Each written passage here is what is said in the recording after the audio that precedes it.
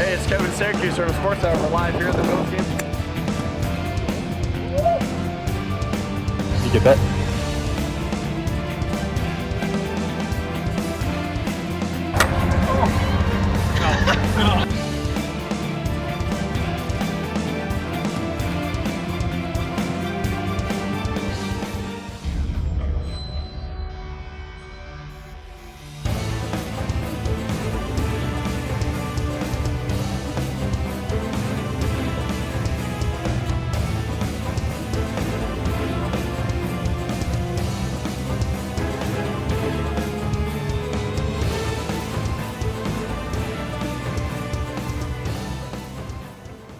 Good evening, everyone, and welcome into Sports Hour. I am your host, Kevin Syracuse, along with Associate Director of Career Development and Bracketologist, Chris LeGros. Chris, how's it going? Great, thanks for having me tonight.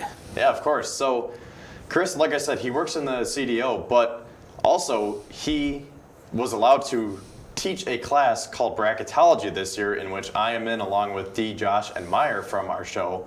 And it's been really interesting taking that course. And if you remember, Chris came on our show 2 years ago. Last year we didn't have March Madness, unfortunately, because of COVID. But we talked to Chris 2 years ago about March Madness. So we figured we're going to do it again, but we had to, especially now that he's our teacher. So glad to have you on. Well, thanks for having me again. This is always fun.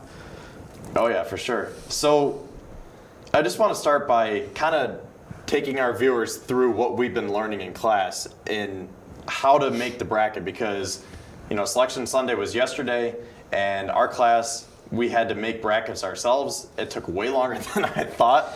It's very intense, very labor intensive, I guess you could say. And I'll admit, I didn't manage my time right, because if I was on the committee, I wouldn't have gotten my teams in on time. But I was glad that we did it. It was very interesting, and it's crazy, all the aspects that go into it. Mm-hmm. Well, there's a committee of 10 people that do the selection. They get together in Indianapolis every March. They start working on it. Really, they're working on it throughout the year, but it gets really intense during championship week. So last week they all got together in Indy. They are very well fed. They stay at this nice hotel and everything. And I couldn't recreate that in the class, unfortunately, with all the food and everything. But they have access to a lot of information, and they look at the different rankings that are out there for the teams, the net rankings that the NCAA puts together. ESPN has 2 sets of rankings that are very important to them, and there's other ones as well. But they also look at the games. Who did you play? Who did you beat? Where did you play them? That all matters. Your strength of schedule. So we looked at all that. The committee looks at that. We looked at that in class. And it's one thing to have a committee of 10 but helping make decisions, but when you've got to do it yourself, like you said, it can be very intense and very difficult. So I just hope it was fun too. So yeah, it was definitely fun, but it was, like I said, it took a very long time. It took me 3 hours just to get everything set up before I could actually construct my bracket. So the way I did it, maybe you can agree with me whether this was right or not. This is obviously my first time doing it, because I usually just fill out the bracket once it comes out after Selection Sunday, and I just try picking the teams that are going to win. But this is like actually making the bracket and projecting who's going to be where, who's going to be seated where. And it's all played in Indianapolis this year, so luckily we didn't have to figure out the regions, because my mind would have really been blown. yeah, you have to be careful to avoid a lot of things, like you can't have conference rivals meeting before the third or fourth round, before the second weekend. If you can avoid it, it can make it very difficult, especially when you've got 8 or 9 teams from the Big Ten and the Big 12. Those teams start getting in each other's way, and you've got to do your best to keep them apart for as long as you can. It makes it very tricky. But everybody did a good job. You did a good job. Everybody did. Dee did. Meyer did. They all did very good work. Josh, everybody did. Yeah, so I started by making a list of all the 31 automatic bids. So those are all the conference winners. So there's usually 32, but the Ivy League didn't play this year because of COVID. So instead of 32 and 36, it was 31 automatic bids and 37 at large, which, if you're not familiar with, the committee selects deserving teams to get into the tournament for a total of 68. So I made two separate lists, the automatic bids on the left side, the at-large bids on the right, and then I had to go through and figure out which teams were deserving. I had to get it down, narrow it down to 37, and then once I did that, I had to combine the two and rank them from 1 through 68, and that's how you figure out where the teams are seated, and that's when you can finally put it into the bracket. But that was probably the hardest part right there, figuring out 1 through 68, and the top 25, 30, maybe 40 even could be relatively easy, but once you get past 40, it's really hard. Like, what's the difference between 47 and 48, or team 57 and 59? You know, you begin to wonder. You begin to wonder what the differences are, and how much is a big enough difference to keep a team out or put a team in. Wichita State was one of the last teams in. A lot of people missed them. Their ranking was very low. They were in the 70s, but they had enough good wins. They beat Houston once, and that the committee said that was enough to get them in. So there they are. So it does. You're really splitting hairs and looking at who won, where they won, what their rankings are. It's a lot of stuff to put together. And it's especially hard with the automatic qualifiers, all those teams from the lower conferences that you don't hear or see much about. They have to be ranked too and put in an order. But it's a fun process to do, though. So this is your, excuse me, this was a personal record. You're correct in that you scored your highest ever on the bracket matrix? I did. I send my bracket projections to the bracket matrix every year. I usually send in one a week. Some places send it every day. The big media outlets like ESPN and CBS, they might send it twice a week. I do it once a week when I have time. But this year I had, they score it 3 points for every correct team in the bracket, up to 68, 3 points for every team seated properly, and 1 point for every team seated within one of where they actually end up. And I had a total of 363 points out of 408, which was my best ever. And on the matrix, it was the 20th best out of over 200 people that submitted brackets. So top 10% for me this year. It felt really good. Yeah, congratulations. I know Thanks. how much time and effort you put into it. I had 324, correct? Or 326? Yep. Yeah, I had 326, so not too shabby for my first one. Not at all. But obviously there's room to improve. But my main problems were I had 65 out of the 68 teams correct. I left out Florida, Missouri, and Syracuse. And this actually leads into what I want to talk about, the snubs, because I put in Boise State, Belmont, and Southern Utah. And, now looking back on it, it's like, how could I leave Syracuse out? How could I leave Florida out? Florida was a 7 seed. Syracuse is an 11. Missouri was 9, correct? Mm-hmm. Yep. And I'm like, how did I leave those out? But at the same time, Belmont, 26-4. They have 50 wins over the last 2 years, and they haven't gotten to the tournament either time. Southern Utah was 20-4. Boise State 18-8. And personally, I try to go by wins because I think it's hard to win at any level, and a win is a win. And I think that's very impressive, especially for Belmont to be 26-4. Florida's 14-9. I think Belmont deserves to get in ahead of Florida, honestly. Well, and not only Belmont and Florida, but if you look at Maryland and Michigan State, neither of them were even 500 teams in their conference this year. They were both maybe 3 games over 500 at most. And a team like Belmont gets shut out, and a team like Drake, 22-4, they were the last team in. So I think what happens is the power conferences, the ACC, the Big 10, Big 12, SEC, and Big East, they routinely get at least 32 or so out of 37 at-large bids, leaving 5 for all the other conferences. And that's why a team like Belmont doesn't get their due. It's set up so that if you're not playing those teams in those conferences and getting wins against them, you're probably not going to make it. And it's a shame because that's a great season for them. Yeah, and Did they not even get in the NIT? I didn't see the NIT brackets yet. Because I feel like I saw that they got snubbed out of that too. I'll have to double check, but Yep. like I said, 26 wins.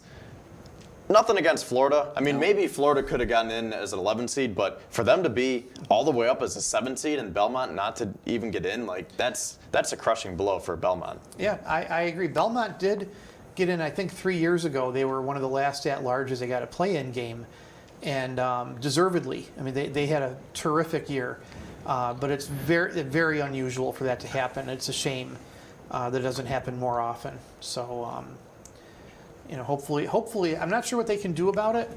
Sometimes there's talk that they should only allow teams that have 500 records in their conference to go. That would have eliminated both Michigan State and Maryland this year. But then what would happen is they'd pick a 500 team from a different power conference. And, the Belmonts and Southern Utahs would still get shut out. So. Well, just a few minutes left. So I want to talk about just your overall thoughts on the bracket and the tournament as a whole. And I'd be remiss if I didn't mention the St. Bonaventure Bonnies, as I'm wearing, as they won the A10 championship. And I'm glad they won that because, speaking of snubs, that was one of the biggest snubs ever back in 2016. The 22-8 Bonnies were left out of the tournament for the same reason. A small school got left out in favor of a bigger school. Yep. So I was very glad to see them win the tournament. They are actually a 9 seed, which is great for them. I had them as a 10, but they are a 9 seed, and they will be playing LSU, an 8 seed, on Saturday afternoon. I gotta say, I love the Bonnies this year. They look really good. No reason to think they couldn't win that game against LSU. The problem is LSU is kind of underseeded a little bit. They could have easily been an 8 or a 7 or 6. But they have them slotted as an 8. The winner of that game will probably get Michigan, and Michigan I think is the weakest of all of the 1 seeds, and one of them might have a chance.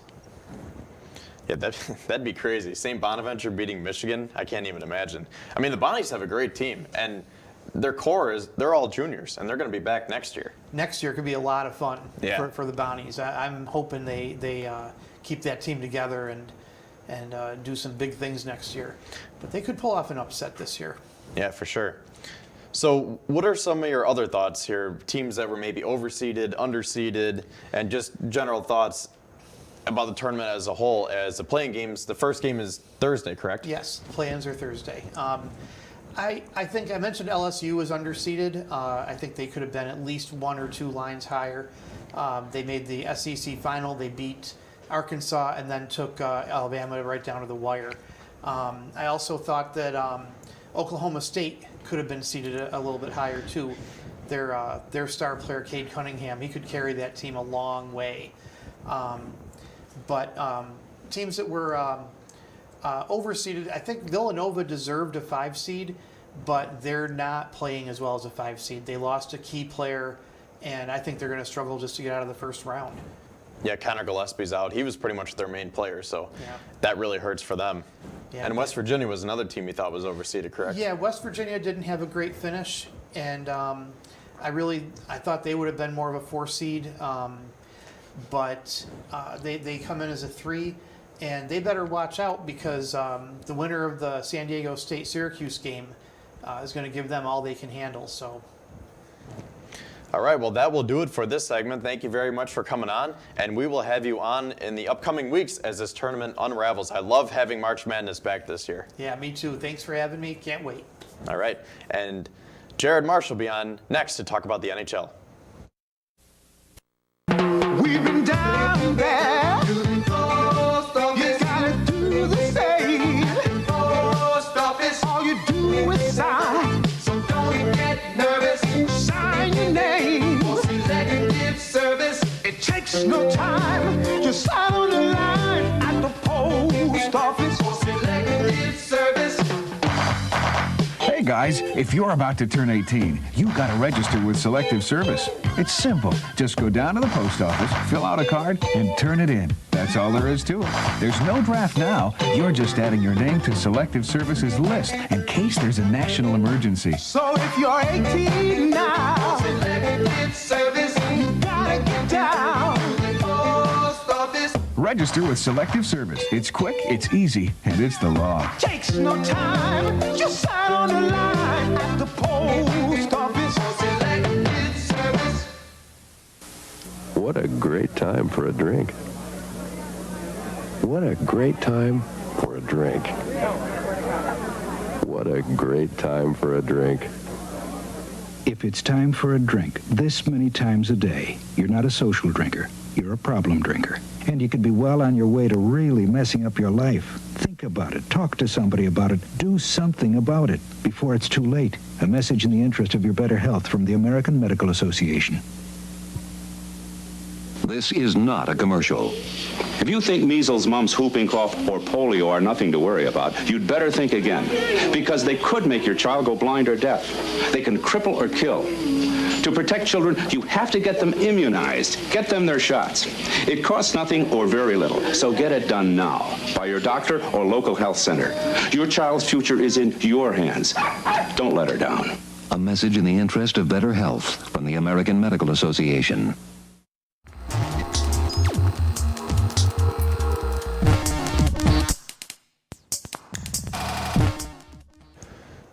Happy to have Jared Marsh on to talk about the NHL now. And Jared, this is your first time talking about hockey this year, correct? Yes, it is. So that means we will definitely need to save more time for the Sabres, as they just keep finding ways to get lower and lower. 6-0 tonight versus Washington. So we will definitely save a good amount of time to express our feelings on that. So that being said, we will take a look at a game from each division this past weekend. Starting with Friday night's game, we had a nail-biter in St. Louis. The Vegas Golden Knights took this one 5-4 in overtime. Yeah, this was overall a really great game. The goals were kind of bouncing back and forth between the Golden Knights and the Blues. So Mark Stone, he's a great addition to this Vegas team. And I think the biggest decision that they made, and the overall probably the best decision for the team, is making him captain. Because ever since he took that captain role, he just this team has kind of progressed a lot forward, and I think that's a great choice that they made for captain for sure. And with the win, obviously they remain on top of the Honda West, which again, this expansion team, a whole bunch of second liners, but yet they're going back to I'm sure going to be in the playoffs, and hopefully they'll go back to the Stanley Cup. I don't know. We'll see. Yeah, so right now, Vegas, like you said, they are in first place out in the West with 37 points. The Blues are in fourth with 33. So, and then right in between them are the Wild with 35 and the Avalanche with 34. Yep. So pretty tight out in the West. The best team right now is the Islanders right now with 42, and the Panthers with 42. Panthers too. Yep. So the Knights are projected to have another great year. So they're a few points off, but I mean, I think they can make that up because they have another, like I said, another great team again. Yeah, absolutely. So kind of going back, to St. Louis here, again, another great team. But I think the biggest thing is Vladimir Tarasenko finally gets a goal again. After coming back off an injury, it's kind of what Trevor and Josh talked about last week with Jeff Skinner, who finally got his goal again. And I feel like Tarasenko's confidence is going to come back now that he found the back of the net. And another great player, too, is Zach Sanford. And a lot of people don't really like him, and I'm not sure why, but he was engaged in all three zones of the ice, which gave the energy what the Blues needed. So, like Kevin said, though, the Blues remained fourth in the Honda West, and they're still in line for the playoffs, so that's good for them.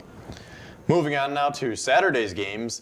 I mentioned the Florida Panthers a couple minutes ago, and they continue to look strong. They beat the Blackhawks 4-2, and like I said, Florida, they're in first place in the Discover Central Division, 42 points, 19-5-4. Wow, that's Florida has really turned around. Their captain Alexander Barkov, he scores twice, and this is his 11th goal of the season, which is great for the Panthers. I mean, you're starting to see these teams like you wouldn't think would be really good are now in the playoff contending spot. Like the Panthers, even in the Hurricane situation as well, they're on top of their division. So it's nice to see these teams, so to say, kind of having their chance at the Stanley Cup, so to say, and being able to be in playoffs and stuff. Yeah, the Panthers always kind of bother me because they're really not a hockey town, and I Yeah, feel like I they know. don't Yeah, deserve yeah. a good team. And before COVID, they would get no fans. Yeah. And it's like, come on. Why do they have to be good? Buffalo's a hockey town. Yeah, like, I why know. can't we I just have a know. good Yeah, team? Why does it have to go to Florida? They have the warm weather and the sunshine. Do they really need winning hockey? I know. What do we have? We got nothing right now. Yeah. Well, we have the Bills, Yeah. as Trevor and I will get to later in the show. But for Chicago, so Florida's in first. Carolina is in second with 41 points, so right behind them. Tampa, look at that, 3 teams that are down south. And it's just like, come on. Like, I know. do they really need to be hockey towns? But yeah, Carolina's in second with 41 points, Tampa in third with 40, and then Chicago's in fourth with 33. So really not too shabby of a year for the Blackhawks. I think a lot of people projected them to be towards the lower half of the standings, kind of a bit of a rebuild mode for them, but they've hung in there pretty much the whole year. Yeah, which is great for them. And, again, a lot of these young guys are starting to shine. Brandon Hagel, he's only 22 years old. He scores the first goal for the Hawks. And then Adam Boykvist, he's only 20, and he scores another goal as well. So, like you said, Florida remains in second, and Chicago is still in fourth. So they're still both in the playoff, which is great. Now another game from Saturday, a game of 2 top teams from the North Division, Toronto and Winnipeg, and the Jets took this one 5-2. Which really surprises me because, the Leafs are, they have Austin Matthews, they have William Nylander, they have John Tavares. Like, come on, and you still lose to the Jets, but, this is great for the Jets. Obviously, they beat out a really good team, 5-2. The defense of the Jets hasn't really been good lately, but they came through in this game, which is good. Overall, it was a great performance by the Jets, I'd say. Yeah, so, even though Toronto does have a great team and great players, like I said, excuse me, Winnipeg is right behind them. So the Maple Leafs are 19-9-2 with 40 points, and the Jets are 17-8-2 with 36, and they have 3 games in hand too. So the Jets really do have a nice team this year, and they are tied with Edmonton with the second spot there, and then Montreal, Vancouver, Calgary, and Ottawa. And actually, Ottawa beat Toronto too. So yeah, they did. Yep. For that definitely applies. Like Toronto, how do you lose to Ottawa? Yeah. So, and then yesterday, we had the Islanders and the Devils, and the Islanders won yet again, 3-2 in a shootout. This is our 9th straight win for the Isles. That's crazy. But the bad thing is, though, unfortunately, they have 2 players on the COVID protocol list, John Grabel-Pajot and Noah Dobson. So this was a weird situation. I was reading about this. So before the game, Pajot was not in the lineup, but Noah Dobson was in warm-ups, and he was practicing and all that. And then he was pulled I think in the 3rd period, but they didn't find out until the end of the game that he had COVID, which is really, really strange that they let him play. Again, this goes back to the Sabres and the Devils thing. The Devils had 13 players that had COVID, and yet we still played the game, and we couldn't play for 2 weeks after that. So, I don't know. It was just so weird to read about. I don't know if he just didn't know or they just, I don't know. But it sucks. They still won though, despite having 2 players on COVID. They still won and got their 9th straight win. Yeah, another note about the Islanders, Anders Lee, they placed him on long-term injured reserve, so a couple players out for the Islanders, but like I said, they are cruising right now in first place. Yep. So, like I said, I want to save time for the Sabres. Talk about a couple games from tonight. I'll just go over the scores. So today we had a 4-1 final, Nashville over Tampa. The Flyers beat the Rangers 5-4 in overtime. The Canucks beat the Senators 3-2. The Penguins beat the Bruins 4-1. The Panthers won again over the Blackhawks 6-3. The Canadiens and the Jets are playing right now. That is 3-2 with 7 minutes left in the third. Calgary is up 3-1 over Edmonton, 6 minutes left in the second. And then San Jose and Vegas are halfway through the first period. And last but not least, the Sabres, 6-0 over the Capitals. Oh my gosh. And at this point, I just really don't know what to say because I feel like we just keep going off on them every week and nothing changes.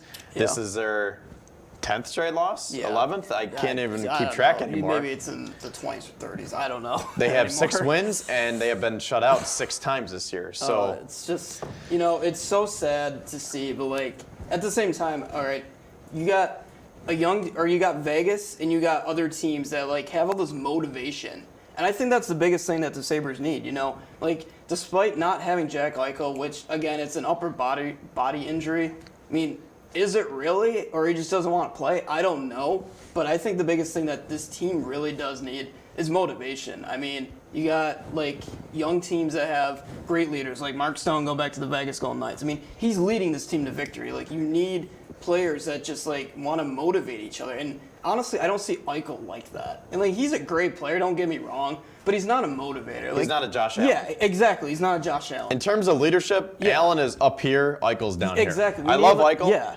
Great player, but not a great leader. Exactly. Yeah. We need someone like Josh Allen. That's who we need. Now, whether we fire Ralph Kruger, I don't know. I mean, I don't think that's really going to change anything. I think it will a little bit, but I don't know. I mean, do we need a coach? Do we need new players? I don't know. I think we just need motivation. That's what we need.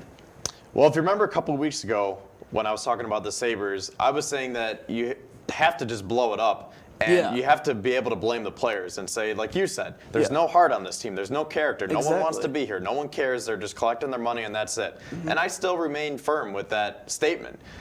But at the same time, to lose 10 games in a row and now 6-0, they had like 3 shots through like 2 periods, I think. I didn't watch because we had class tonight, but there's just no effort, they have the talent. There's just no effort or anything. Yeah, and so I think now you have to fire Kruger because now he's lost the locker room. Yeah, and if you go in, I mean, the Sabres are going to every game knowing that they're going to lose. I mean, they're not going to try. I mean, and that's not what you need. You need to go into a game and you got to know that you're going to win, and that's what a lot of these teams are doing. Like the Islanders, they go into every game knowing that they're probably going to win, and they're on their 9th straight win.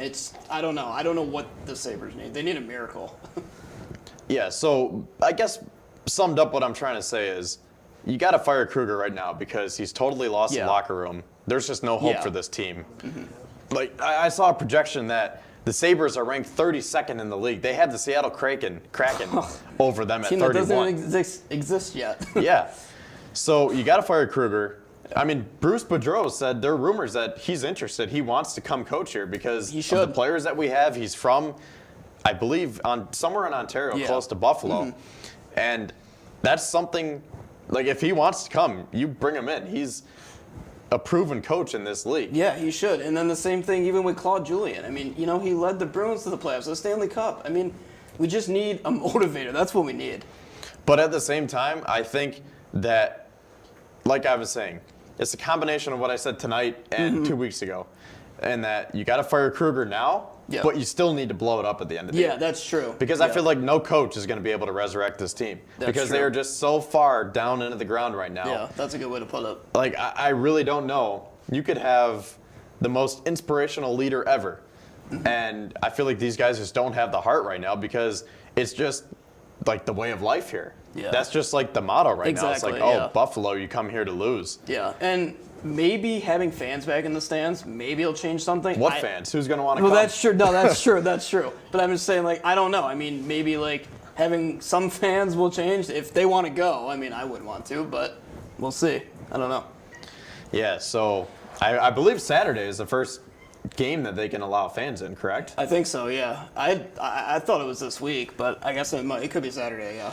I'm not exactly sure, but that'll be really interesting to see because well, so many people want to go to that. I remember last year tickets were down to $2 versus the Red Wings one night because the Sabres were struggling to get 5,000, 6,000, 7,000 fans. I mean, now they can only have, I believe, 1,900, but they're going to struggle being able to even get that at this point. We'll see.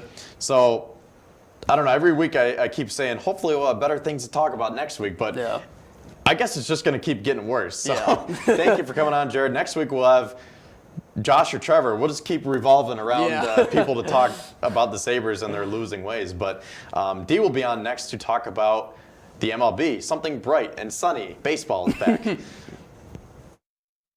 To be the best at anything, you've got to be physically fit. Train hard. You've got to be sharp mentally and keep yourself in top shape. You've got to learn all there is to know about your sport and be a team player. And most of all, you must have the burning desire to be the best. Incidentally, that's exactly what it takes to be a Marine. Sports and the Marine Corps are natural partners because the demands are the same. teamwork, pride, discipline, and physical fitness. If you're interested in developing to your full athletic potential, the Marine Corps Sports Program offers an opportunity to go as far as your athletic talent and desire will take you, even as far as the Olympic Games. If you seek the challenge of going out for the world's finest team, maybe you can be one of us, the few, the proud, the Marines. You know, every mother wants their new baby to be healthy. I know that's how I felt about mine. But the mothers of these babies were not so lucky. These babies were born with the AIDS virus. Right now, there's no cure, but you can help prevent the spread of AIDS. If you're sexually active, please use a condom because it'll help prevent AIDS. Do it for yourself. Do it for your partner. Do it for the babies.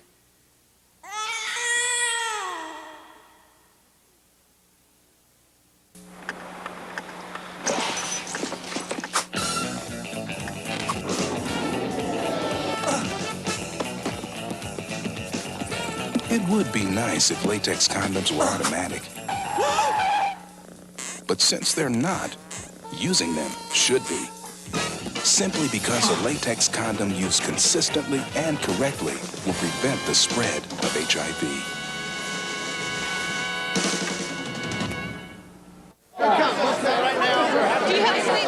Some people say the press goes too far sometimes. Sorry, I don't think it's appropriate to comment at this time.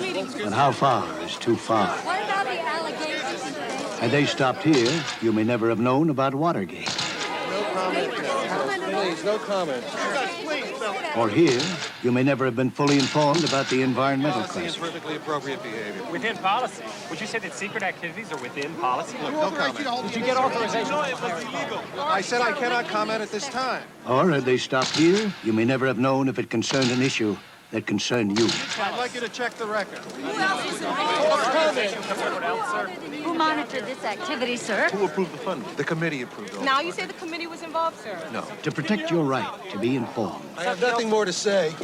How far should the press go?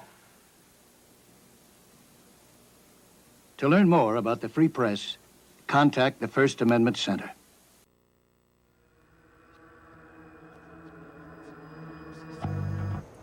D. Thomas joins us now to finish talking about the MLB projections for the year. We did the AL East and the NL East a couple of weeks ago, the two central divisions last week, and last but not least, the AL West and the NL West, and then that'll lead us right into the regular season. So starting off with the AL West, again, these are in order from the odds to win the division. So it's looking like Astros, Angels, Athletics, Mariners, and Rangers. And the Astros have a 72% chance of winning the West, followed by the Angels with 24%, the A's with 5%, and then Mariners and Rangers 0%. I just have to add, when I was looking at the percentages from the Major League website, I added the percentages up, and I was a former math major, but this adds up to 101%. Don't know what that means, why it's over 100, but it should equal 100, so maybe the Astros need to drop down or something. I don't know, but the other division that we're talking about adds up to 99%. I'm confused, but it's fine. We'll figure it out and we'll get back to you on that for sure. Well, first for the Astros. So they have pretty much their main core back. They did lose George Springer to Toronto, but starting off, Jose Altuve, Alex Bregman, Michael Brantley, and Carlos Correa. There's You cannot forget a Carlos great Correa. top four. Now, Michael Brantley, there was also that rumor that he signed with the Blue Jays, but then a couple hours later, they were like, no, he's actually with the Astros. Yeah, so he stayed with them. he's back in Houston, and like I said, that's a great top four. Kyle Tucker, Yordan Alvarez, Yuli Gurriel, Martin Maldonado, Miles Straw. I mean, a couple names that people probably aren't familiar with, but overall, that's still a really potent lineup.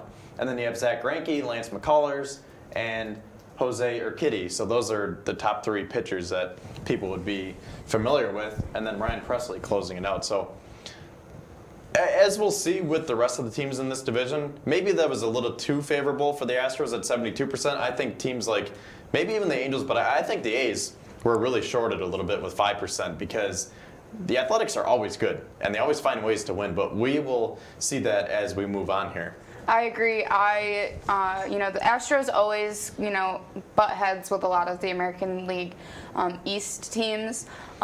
It's always back and forth between them, especially with the Yankees. I don't think they should have 72%, maybe like a 64% chance.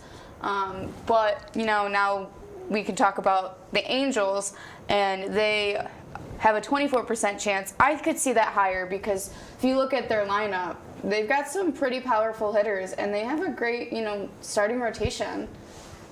Yeah, I mean, the top two people probably aren't familiar with David Fletcher and Jared Walsh.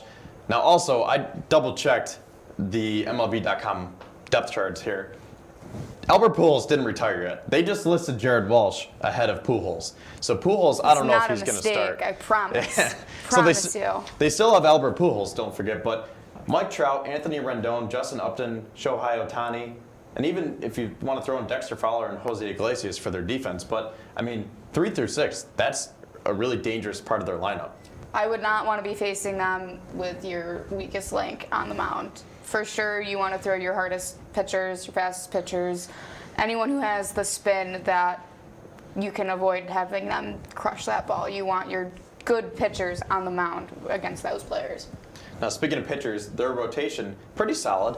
Dylan Bundy, Andrew Heaney, Jose Quintana, Alex Cobb, and then Shohei Ohtani if they need him, and then Griffin Canning. But, that's pretty solid. I think the Angels' main problem over the years has been injuries because they're always getting hurt. They always have injuries. But I'm looking at this now, and I took this from MLB. They have their Shohei Ohtani DHing, and also as a rotation. I don't know if that's a mistake. I took this straight from their website. I don't know if he's a pitcher. They're probably just saying he can do a little bit of both. He can do a little bit of it if they need. Someday he'll be a pitcher. The other day, on his off days, he'll DH, He'll DH. So I was like, that's different. I haven't seen that before. But he's a prime example, too. He's always getting hurt, too. Oh, yeah, for sure. So moving on now to the A's. Again, I think this team is deserving of a little bit more respect here. They got Elvis Andrus from the Rangers. Which is a big trade. Big trade. They still have Jed Lowry, Matt Chapman, Matt Olson, Mark Canha? I can never remember. One of them. Yeah. Ramon Laureano, great defensive center fielder. Sean Murphy, Stephen Piscotty, Seth Brown. So, again, that's a really nice lineup. They need more than 5% predicted to win the division. I could see them at like 18% maybe. I'd say, at least 20. Definitely. And then their rotation, not a lot of big names, but that's what the Oakland Athletics are with Billy Beane. Scrappy kids. So Frankie Montes, Jesus Luzardo, Chris Bassett, Sean Manaea, and AJ Puck. So it's, again, not the big names, but, again, solid pitchers that will get the job done. They will eventually, hopefully, be big names in the future. That's for sure. Now moving on to a team with a 0% chance, the Mariners. I don't think any team should have a 0% chance at winning a division. You're just making a prediction. These guys will probably switch. They could, for all we know, the Rangers could win, and the Astros could be terrible this year. What if the Astros are just not good like they normally are and don't thrive, and you have the Rangers who all of a sudden, and the Mariners, pull something random and bizarre. I think no team deserves 0% because you never know when a team is going to be hot. Yeah, there's a chance for everything, so they should at least get a 1%. At least a 1%. You never say there's a 100% chance of anything. It's always 99%. The Yankees have an 80-something, 90-something% chance of winning, but no one's going to have a 100% chance because then you're going to be they're expected to win, and if they don't win, you're going to be oh, that was anticlimactic. Yeah. So the Mariners, their lineup is shaping up as J.P. Crawford, Mitch Haniger, Kyle Lewis, Kyle Seager, Tom Murphy, Ty France, Dylan Moore, Evan White, and Jake Fraley. So really, after that top four, it's really a bunch of no-names. But you never know. Like you said, you never know. I think they deserve a little bit more than a 0% chance. They added a couple pieces in their rotation. They got James Paxton back from the Yankees. Like I said last time when I was on with you about J-Hap, how who was it, the Blue Jays acquired him, I think, back, or I don't remember. The Twins. The Twins. You know, J-Hap wasn't very good with the Yankees. He didn't really shine on the mound. Maybe he will with the Twins. But like with James Paxton, he was great with the Yankees. He wasn't the best, but maybe he'll have his, maybe this team is for him. Maybe the Mariners is like when he'll, you know, break out of his shell and be amazing. Well, 5 minutes left, so we still have to save time for the NL West. So real quick now to the Rangers, another 0% team. They're really in sell mode here. I mean, they've been in sell mode. It's definitely a rebuild time. There's two names that, you know, stand out, Joey Gallo and Nate Lowe. That's pretty, not really Nate Lowe, but well, like, Rougned Odor. Yeah. So there's like three names that really stand out, and they don't know who their pitcher or their closer is going to be. Major MLB could not predict who their star closer was going to be. That's bad. Yeah, that is bad though. They have Kyle Gibson and Mike Foltynewicz, and they have a new stadium, so there's that. But really a bunch of no names, and I think it's going to be a long year for the Rangers, to be honest. But again, maybe like a 0.5% chance to be. 0.01. Yeah, 0.01. Something. So moving on to the National League West now, starting with the Dodgers. And they just completely reloaded this year. They won everything last year, and they have a great chance to do it again. 78% chance to win the division. Which I think is low for them. I think they should have a high percentage like the Yankees did. I think the top But that's only because the Padres are so good, though. That is true. You have the Padres to consider. But I think the two teams this year that are going to be the best teams, not just saying because I'm a Yankee fan, but the Yankees and the Dodgers, I think are going to be your top two teams this year. Making my prediction really early this year. But I really think the Dodgers are going to pull all the way through again. Maybe they could be back-to-back champs, I could see, with this lineup. So we mentioned the last few teams that were like, the top 4, top 5 are good, 3 through 6 are good. Dodgers are just complete, 1 through 9. 1 through 9. Mookie Betts, Corey Seager, Justin Turner, Max Muncy, Will Smith, Cody Bellinger, A.J. Pollock, Chris Taylor, and then the rotation. Kershaw, Buehler, Trevor Bauer, who they signed, David Price, Urias, Kenley Jansen still closing it out. It's Stacked. Like that's stacked. But then you have the Padres. So we're going to go to the Padres, and they're ranked to go 96 and 66 this year with a 21% chance of winning, which should be higher, I think. Dodgers should be higher, Padres should be higher, but, you know, like I said with the percentages earlier, that would be over 100%. So we won't get to that again.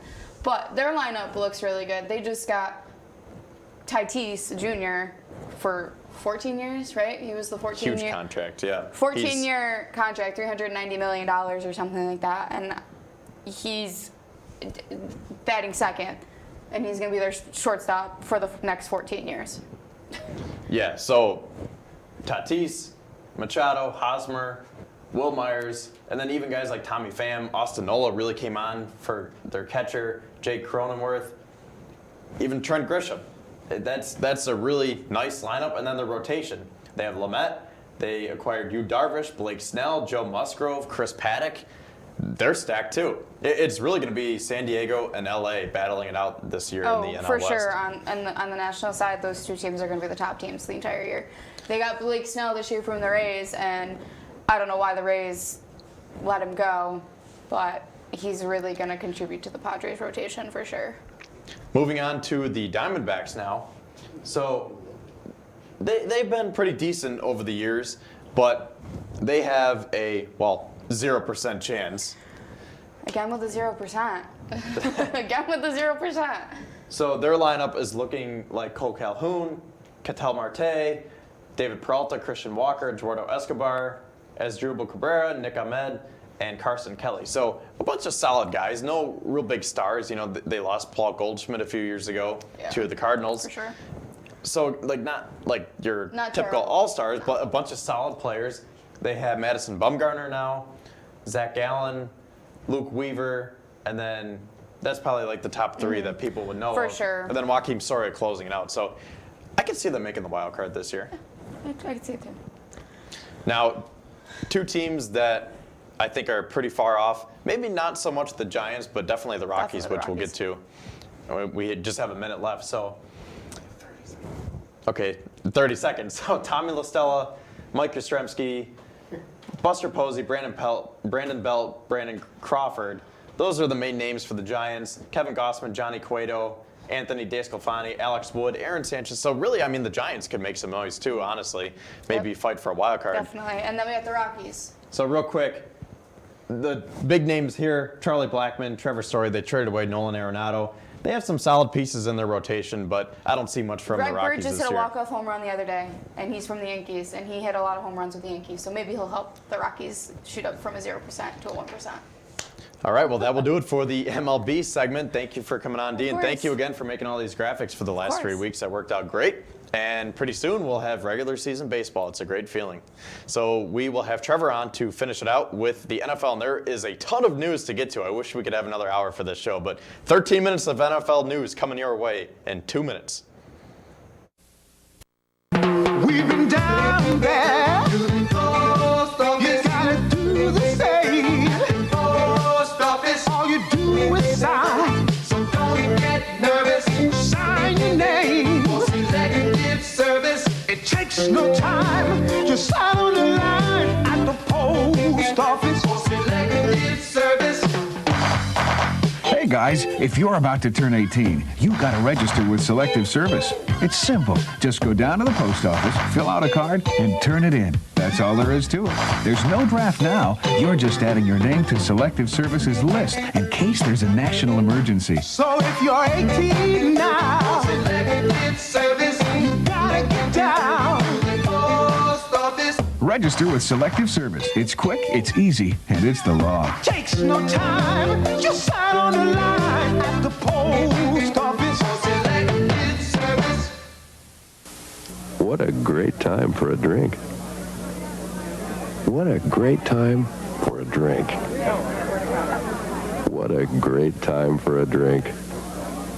If it's time for a drink this many times a day, you're not a social drinker. You're a problem drinker. And you could be well on your way to really messing up your life. Think about it. Talk to somebody about it. Do something about it before it's too late. A message in the interest of your better health from the American Medical Association. This is not a commercial. If you think measles, mumps, whooping cough, or polio are nothing to worry about, you'd better think again, because they could make your child go blind or deaf. They can cripple or kill. To protect children, you have to get them immunized. Get them their shots. It costs nothing or very little, so get it done now by your doctor or local health center. Your child's future is in your hands. Don't let her down. A message in the interest of better health from the American Medical Association.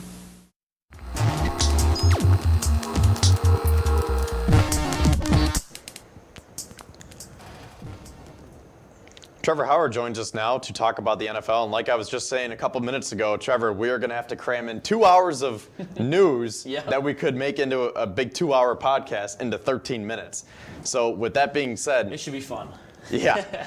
So I am just going to go through. I'm on the NFL Update Twitter account, just constantly refreshing this because we actually just had a new deal come in. But I'm just going to run through all these, and then we'll discuss at the end, and we'll talk about the Bills, some of the other free agents that are still left out there. But let's do it. So 2 minutes ago, the Vikings just signed Dalvin Tomlinson, the defensive tackle from the Giants. Texans signed Kevin Pierre-Louis. 37 minutes ago, the Bengals signed Trey Hendrickson. He played with the Saints. The Titans signed Bud Dupree, 5-year, $82.5 million deal. That's a huge deal for him, big payday. Patriots re-signed Dietrich Wise, 4 years, $30 million. Let's see, Broncos will not exercise the team option on Kareem Jackson. They also did re-sign Shelby Harris earlier in the day. Yep. The Saints re-signed Jameis Winston. They think he's going to be the starter. The Jets signed Carl Lawson. Titans, well, that's the same one that got Bud Dupree. Devontae Booker went to the Giants. Jets signed Corey Davis. Yeah, that's going to be huge for the New York Jets because Corey Davis, like he was really, really good with Ryan Tannehill. But could you imagine Corey Davis like trying to retransform the Jets offense? I think that's going to be key for the Jets.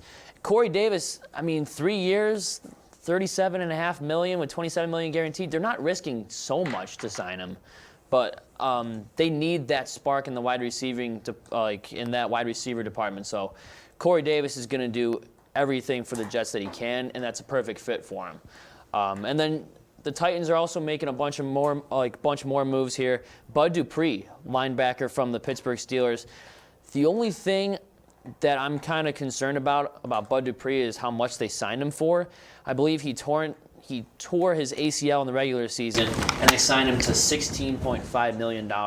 But the Titans are making some big moves. So obviously the Titans, and we'll get into the Patriots in a little bit, but both teams are making a lot of moves. Yeah, for sure. So I'll just keep going right down the list here. Urban Meyer reunion. The Jaguars signed former Ohio State running back Carlos Hyde. He also had a little stint with the Jaguars. Yep. Jaguars also signed Philip Dorsett. He was with your Colts last year, or the last few years, right? Yeah, he got drafted by Indianapolis, I think 2015. They mostly used him as a punt return specialist. Then he went to Patriots, I believe. Oh, that's then right. maybe Yeah, the yeah. Seahawks, and now he's on the Jaguars. So he's kind of getting passed around the league. Hopefully he can land a team and stay there for a while. So moving down the list now, the Patriots signed Kendrick Bourne, 3-year deal wide receiver from San Francisco. The Bucs checked off another box. Rob Gronkowski, back on a 1-year deal. Ronald Darby signed with the Broncos. Leonard Floyd re-signed with the Rams. He had 10.5 sacks this past season. Let's see, Yannick Ngakoue signed with the Raiders. Yep, big signing for the Raiders there. They need a solid defensive end like that. That was what they were missing last year, and a big reason why their defensive coordinator ended up getting fired was because they didn't have any pass rush.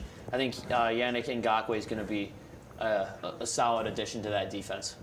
Now, I might as well just do the Patriots signings right in a row here because there were so many. The Patriots have so much cap space, or at least they did before all these signings. So far this offseason, they have traded for Trent Brown. They re-signed Cam Newton, 1 year, $14 million. I thought, I was really surprised. I didn't think he would be back, especially for $14 million. I mean, we saw his performance last year. They went 7-9. The first time they had a losing record in how many years? Do you remember? 7-9. When was the last time that Patriots had a losing record? Was it maybe 2000? But bringing him back on a $14 million contract is kind of generous, considering he didn't play too well last year. So hopefully he can, with all these new weapons that they got, he can turn it around for them. Two other huge signings for the Patriots today. They signed Jonnu Smith, 4 years, $50 million. Matthew Judon, 4-year deal. I can't remember the price on that one. Yeah. But it was another huge contract. They also signed Nelson Aguilar, Devon Godot, Jalen Mills, Dante Hightower, Patrick Chung. They'll be coming back. It's the Patriots they're going to be back again. Like, how much cap space are they going to have after today? They pretty much just spent. Bill Belichick woke up this morning with a mission. And, I mean, Cam Newton for $14 million, I just can't get over that. But Nelson Aguilar, you got to give Cam Newton all the weapons that you possibly can because he didn't have a lot of weapons last year, and he ended up getting a lot of rushing touchdowns. But in terms of passing touchdowns and targets, he really didn't have much to work with. Now he kind of has a little, like a blueprint here on the season that he can use to his advantage, maybe make a push for the playoffs this season. And they also re-signed Dietrich Wise, too, so another big body on the defensive line. Moving on, the Chargers signed All-Pro center Corey Linsley to a 5-year deal. He was with the Packers. Moving down the list here, the Browns got John Johnson, the safety from the Rams. Yep. A huge one here. The Kansas City Chiefs signed Joe Thuney to a 5-year deal. This is a couple days after they released Mitchell Schwartz and Eric Fisher. A lot of people are like, why would you get rid of your 2 best tackles? Well, they signed one of the best guards in the league. Right. I mean, Mahomes has that huge contract, and then letting go of those 2 offensive linemen, that definitely opens up a lot of cap money for you. And then the Chiefs went out and spent it. So I think it's going to work out well for them, and maybe they'll have a bounce back year. And maybe make another push for the Super Bowl next year. So I just saw on the tweet sheet here, 4 years, $56 million for Judon. So again, a lot of money getting dished out in Foxborough today. Let's see. I think those were, okay. Andre Roberts, he signed with the Texans today. So we're getting close to the end. There were so many to get to here. Do you have any others that I'm missing? I don't want to take too much time here. I mean, I was kind of wondering about the Jalen Mills signing for the Patriots. I mean, $24 million with $9 million guaranteed. You haven't really heard much from Jalen Mills as of late. I mean, he was kind of here and there in Philly when they won the Super Bowl, and a lot of people were talking about him. But over the last 3 years or so, you haven't really heard Jalen Mills' name come up. And I thought the $24 million contract was a little outrageous, but I mean, it's only $9 million guaranteed, so there's not a lot of risk there. Well, the other two, I did get to the end of the list actually. It was Romeo Okwara, 3 years, $39 million to stay in Detroit, and then Shaq Barrett, 4 years, $72 million to stay in Tampa. So a huge first day. I mean, it's not even 11 o'clock yet, so there's still more to come. It's close to 11, but teams work throughout the night, and it's a crazy time of the year. Tampering period started at 12 today, so that's why all these deals are coming in. Teams can negotiate with the agents, but it'll become official Wednesday at 4. That's when free agency starts. That's when the new league year starts. Yeah, maybe we'll see more teams make splashes. I mean, today we saw the Bucks, Patriots, and Titans mostly making moves. You'll start to see those teams that don't really make moves in the beginning start to make moves at the end later on, like the Colts, like the Vikings, like the Browns, like the Steelers. So just teams like that you'll see make their moves later on, I think, once all these major signings are done. And then yesterday, the big news was Drew Brees officially retired on the same day that he signed with the Saints. 15 years later, he retired, so that's pretty cool to see. What was it, 2004? And then he played up to 2020, so he had a 16-year career in the NFL, Super Bowl champ. Well, he was with the Chargers, too. And he was with the Chargers, yeah. So, Super Bowl ring. It was 20 years, yeah. 20 years, wow. I mean, he's got a ring, though, so his career is complete. Future Hall of Famer for sure, so congrats on the retirement. And then the other big news was the Packers re-signed Aaron Jones, 4 years, $48 million, making him one of the top-paid running backs in the league. The Patriots traded Marcus Cannon to Houston for a swap of picks, and the Texans also traded Benardic McKinney to Miami for Shaq Lawson. So Houston's been very active too. So 3 minutes left. I want to save enough time to talk about the Bills.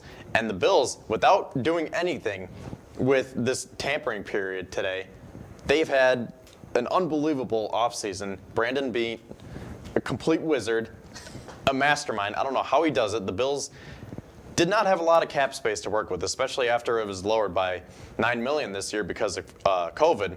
But he somehow cleared enough money to re-sign their top 3 free agents. Matt Milano got 4 years, $44 million. Darrell Williams, 3 years, $28.2 million. And then yesterday, John Feliciano, 3 years, $17 million. And all it took was to cut a couple players, John Brown and Quentin Jefferson. And they freed up all this cap money. They gave Matt Milano the contract that he wanted. I think that's going to pay dividends for the Buffalo Bills because he was showing up last year and he was saying how he wanted a big payday. Well, he got one. 4 years, $44 million. Like you said, that was a good way to put it. Brandon Beane is he's quite the wizard. Yeah, and he also got Mitch Morse, Mario Addison, and Vernon Butler to restructure their contracts, and he extended Micah Hyde. So it's great it's great to see because the Bills are at the point now where guys want to be here. Like, guys are taking pay cuts to play in Buffalo because of the culture that Beane and McDermott have established. And now the Bills are just so close to getting to the Super Bowl, guys can just sense that, and they want to be here, which is great because a couple of years ago, you couldn't pay guys enough to be here. Now guys are taking pay cuts to come to Buffalo. Right, and look at Stephon Diggs. Like, he spent 1 year here, and he's like Josh Allen's best buddy. Like, he wants to win a Super Bowl, and he wants to win it in Buffalo. So, I mean, I wouldn't blame him. Like, if I was going to the NFL, the Bills would be on my radar for teams I'd like to go to right now because, I mean, the offense is looking great. Defense is definitely getting a lot better. So, yeah, they made a lot of moves before the tampering period even started. Now, 2 rumors that I saw today. The Bills, I don't know if there's any truth to this, but I saw Richard Sherman as a cornerback to replace Levi Wallace and Josh Norman, who are both free agents, and Kareem Hunt. I saw a rumor that they could acquire him from the Browns, and I would love that because right now the Bills need a pass rusher, a tight end, and a running back. So, well, I'll say that loosely with the running back because I really like Devin Singletary and Zach Moss, but I think there's that speed element that they're missing because we saw that in the AFC Championship game. The Bills need more size and speed, and they have the size with Zach Moss. He's a big power back. They don't really have the speed back. TJ Yeldon's a free agent, so I think you give Kareem Hunt a chance to play in Buffalo. He would be great with the screen pass game. He's very quick, very fast, very mobile, and then Devin Singletary is a combination of the two. Oh yeah, Kareem Hunt is one of those running backs that can take the handoff and then take it to the house. Like, he has that speed factor. He can also return kicks, we've seen.